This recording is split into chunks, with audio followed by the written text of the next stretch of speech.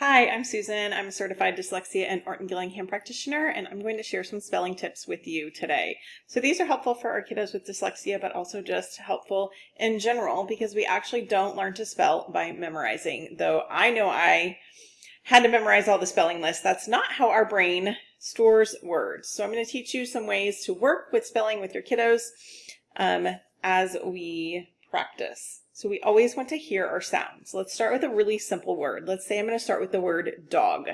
The first thing we want to be able to do is hear how many sounds are in dog.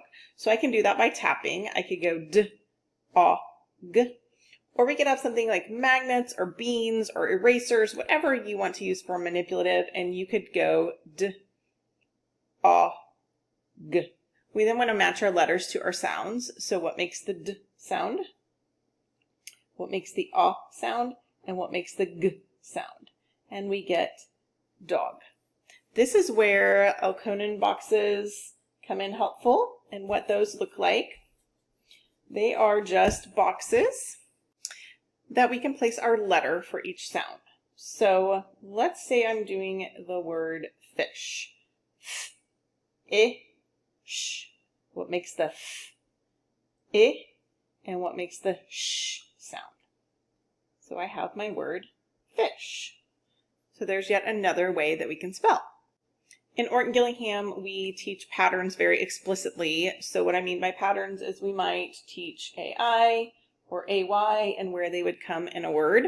If you're working with your kiddo, they haven't had maybe those teachings and they come home with the spelling list. Let's say they came home with the word rain and the word pay are some of the words on the spelling list. Here is how you can help them. You can practice that AI and AY both say A, and you could write it and say AIA, AIA, AYA. You can practice that.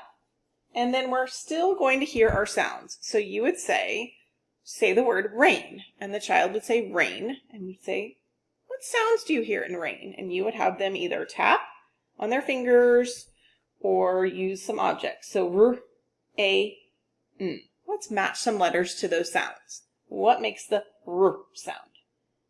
R. Here, and this is where you would tell them, we're going to use the AI for the A sound. And what makes the N sound? And they would N. And so there we get rain.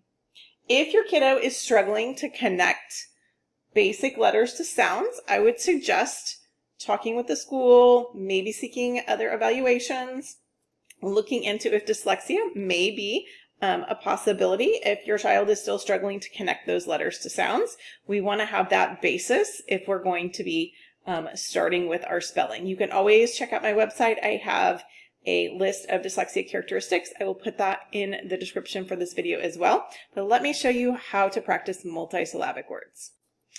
A way that I find is helpful for practicing these longer words when we have more than one syllable, and our students know that syllables are words or parts of words with one vowel sound.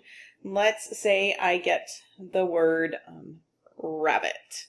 So we would want to hear each syllable and then hear the sounds in that syllable. So what I like to do when we're starting this is we would swoop our syllables and make like a scoop. So I would say rabbit, and they would go rab-bit. And then we hear each sound in each syllable. We hear r, a, b. We match our letter to the sound.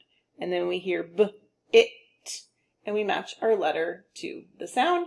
And then we can combine our word, and we have our word rabbit. That can work for longer words as well. Let's say we do Atlantic. At-lan-tic. At. L-a-n-t. It. Atlantic. I hope you found this helpful. Check out my other spelling videos in the playlist linked in the description, and empower your kiddo to soar with reading and spelling.